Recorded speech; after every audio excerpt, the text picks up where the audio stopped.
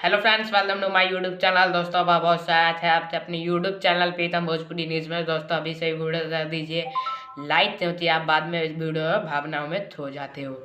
तो video like कीजिए, channel पे नए तो सब्सक्राइब करते वाला आइकन जरूर दबा लीजिए, क्योंकि भोजपुरी सभी छोटी बड़ी खबरें आपको इस चैनल पे मिलती रहती है। तो वीडियो में बात करेंगे आप सबसे अपने पसंदीदा पावर स्टार पवन सिंह जी के बारे में। जी हाँ दोस्तों, पावर स्टार पवन सिंह के बारे में बात करेंगे और उनकी और रितेश पांडे। जी हाँ दोस्तों, रितेश पांडे दोनों बड़े स्टार कास्ट की एक फिल्म साइन हुई है जिसका नाम है साइतो सैया सैया साइतो। जी हाँ दोस्तों, सैया साइतो नाम है। पोस्टर आप अपने स्क्रीन पर देख सकते हैं।